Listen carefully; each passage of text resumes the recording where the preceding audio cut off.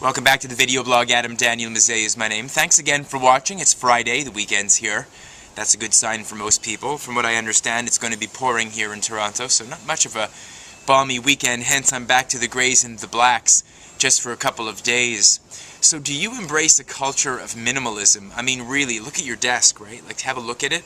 What's the spread like? You got little notes and post-it notes and, dog-eared notes and notepads and things lying around full of just notes and random stuff that you could probably process properly, either notes that don't longer have any validity or relevance, or notes that can be pumped into some kind of electronic storage medium or something like that. It's okay to have paper stuff. I like paper stuff. I keep a lot of paper stuff, but it has to be organized. It has to be processed properly.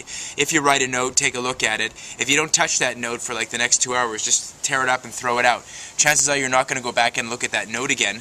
Chances are you're not going to be re-examining that material once more, once you give it a requisite amount of time. And everything has kind of a different story. There are some things that I like to keep that are older. For example, I like to keep notebooks. I like to keep all kinds of journals and things like that. I think they're going to go back in time, and I'll be able to use those things again, and I'll be able to leverage those things again. But then there's things that are kind of just really pointless, like little scraps and notes and things that you leave for yourself, post-it notes that you put up on the wall, stickies that you put all over your machine, for example, and things that you never end up getting back to again, things that you never end up working with again. You see what I mean? It's just kind of like pointless paper chase. Then look at the way that your furniture is kind of arrayed out in your living spaces or your working spaces. Is there too much clutter in there? Are you actually using any of those pieces of furniture? Ask yourself, like with respect to a specific chair or a specific table, when's the last time you actually used that thing? And with a lot of the devices, for example, that are in your life, or that the shit that's in your bag, or the stuff that's in your room, or the stuff that's in your working space, are you actually using those things, or are they just there? And I notice, like, for example, with stacks and stacks of stuff, stacks of books. I mean, I regularly churn through my stack of books, so I like to keep like 2 large stacks right adjacent to my desk, but I think in most cases people are not actually reviewing those books again.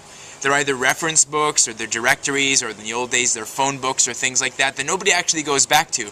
They're just sitting up there on the wall, so get rid of them. Get rid of them, put them somewhere else, stash them somewhere else. Make sure that that office space is nice and clean, because that cleanliness will encourage you to want to fill it up, and you'll fill it up ideally with good ideas, and you'll try to put as much as you can out there. Even look at the equipment that you use. Are you using like a clunky computer or something kind of lean and nice and kind of compact? I don't know. I'm all about the minimalism. I like minimalism. I don't like having a lot of different things. I mean, I like having what I need and then not needing more than that, and I think that's a really good policy to have.